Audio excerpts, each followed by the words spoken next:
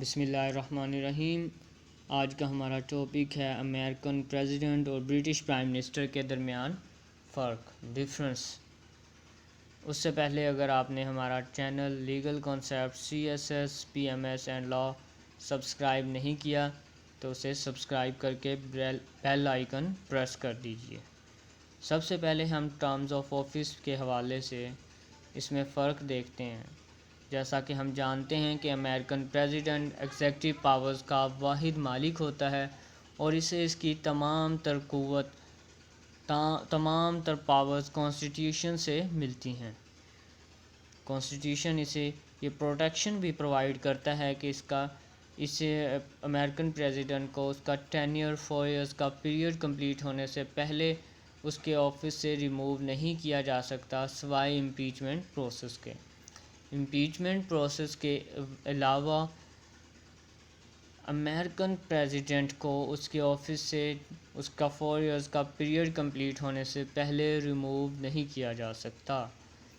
اس کے برعکس جو برٹش پرائم منسٹر ہوتا ہے وہ ہاؤس آف کامنز کے ووٹ حاصل کر کے ہاؤس آف کامن کی اکثریت کے ووٹس حاصل کرنے والی پارٹی کا ہیڈ ہوتا ہے۔ وہ ہاؤس آف کامنز کی اکثریت کے ووٹ حاصل کر کے پرائم منسٹر بنا ہوتا ہے، وہ تب تک ہی اس عہدے پر فائز رہ سکتا ہے جب تک کہ وہ ہاؤس آف کامنز کا کانفیڈنس بحال رکھنے میں کامیاب رہتا ہے۔ ان کے موڈز آف الیکشن کیا ہیں، یہ کیسے ان کے الیکشنز ہوتے ہیں۔ امریکہ میں دو طرح کے الیکشن دیکھنے میں پائے جاتے ہیں، دو طرح کے الیکشن کو لے کے نظریات دیکھنے کو پائے جاتے ہیں، ایک ڈائریکٹ موڈ آف الیکشن اور ایک indirect mode of election. Indirect constitutionally method ہے، کانسٹیٹیوشن انہیں انڈائریکٹ موڈ آف الیکشن دیتا ہے، جبکہ direct modes of election Americans نے کنونشن سے لیا ہے، کنونشنز انہیں ڈائریکٹ موڈ آف الیکشن دیتا ہے۔ حقیقتاً ان کا جو موڈز آف الیکشن ہے، جو ان کا الیکشن سسٹم ہے وہ انڈائریکٹ ہے، لیکن وہ اب ڈائریکٹ بن چکا ہے۔ کنونشنز ان پہ اتنی ہیوی ہو چکی ہیں کہ وہ ایک ڈائریکٹ میتھڈ میں چینج ہو چکا ہے۔ انڈائریکٹ میں آپ جو سٹیزنز ہوتے ہیں وہ پہلے الیکٹورل سلیکٹ کرتے ہیں، الیکٹ کرتے ہیں اپنے ووٹ کے ذریعے، پھر وہ جو الیکٹورلز ہوتے ہیں وہ تمام ووٹ کاسٹ کر کے اپنے لیے ایک پریزیڈنٹ الیکٹ کرتے ہیں۔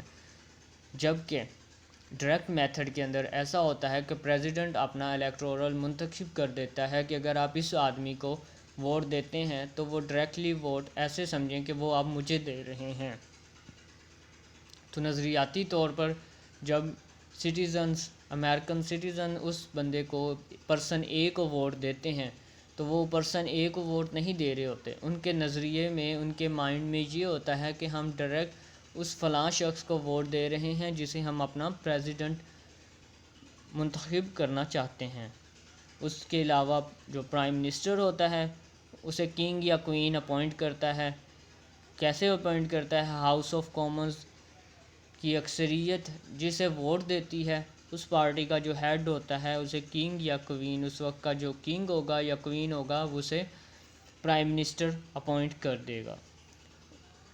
ہیڈ شپس کے اندر ان میں کیا ڈیفرنس آتا ہے؟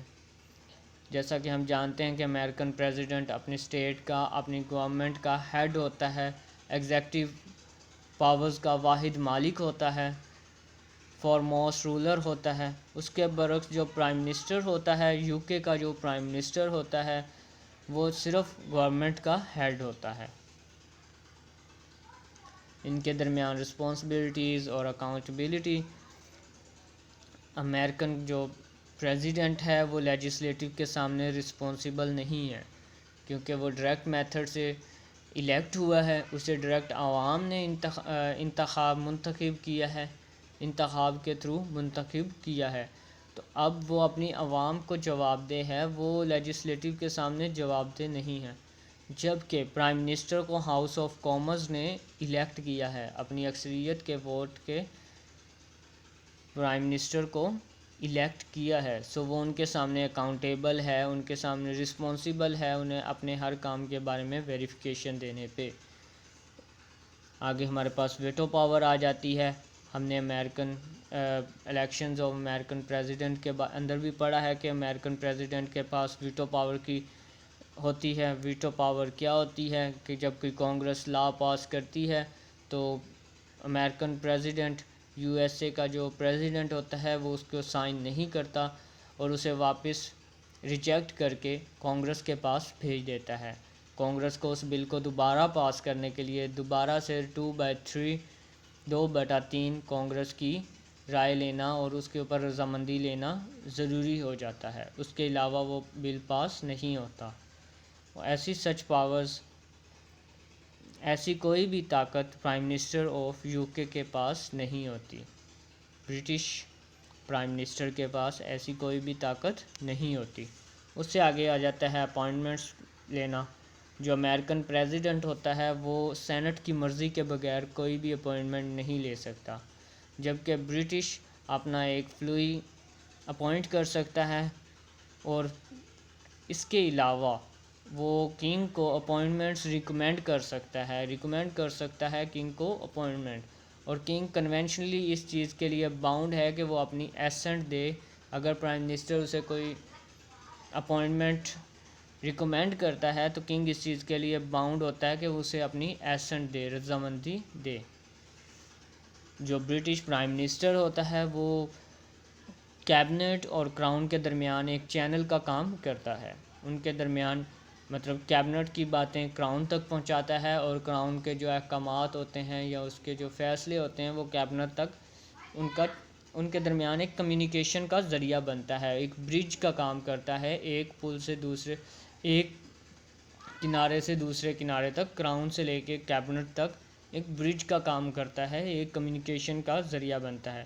جبکہ امریکہ میں ایک تو کنگ شپ سسٹم نہیں ہے، دوسرا پریزیڈنٹ آف امریکہ خود ایگزیکٹو مالک کا ہیڈ ہوتا ہے، ایگزیکٹو پاورز کا ہیڈ ہوتا ہے، پوری اسٹیٹ کا، پوری گورنمنٹ کا ہیڈ ہوتا ہے، فارموسٹ رولر ہوتا ہے. سو اس کی طرف کمیونیکیشن کا ایسا کوئی ذریعہ نہیں ہے، اس نے کسی کے آگے اپنی کمیونیکیٹ نہیں کرنا ہوتا، کمیونیکیشن نہیں پرووائڈ کرنی ہوتی ہے، مطلب اس نے کسی کی انفارمیشن آگے نہیں منتقل کرنی ہوتی. جو امریکن پریزیڈنٹ ہوتا ہے وہ اپنا آرمڈ فورسز کا، اپنے اسٹیٹ کی، اپنے جو گورنمنٹ کی آرمڈ فورسز ہوتی ہیں، یو ایس اے کا جو پریزیڈنٹ ہے وہ یو ایس اے کی جو آرمڈ فورسز ہیں ان کا کمانڈر ان چیف ہے. جبکہ برٹش پرائم منسٹر صرف گورنمنٹ کو سنبھالنے کے لیے رکھا جاتا ہے، اس کو کمیونیکیشن کے لیے ہوتا ہے، کمیونیکیشن کا کام سر انجام دیتا ہے یا کنگ کی اپوائنٹمنٹس فکس کرتا ہے.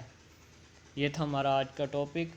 اگر آپ کو پسند آیا ہو تو لائک کرنا نہ بھولیے گا. انشاءاللہ اگلی ویڈیو میں ملیں گے، تب تک کے لیے اللہ حافظ.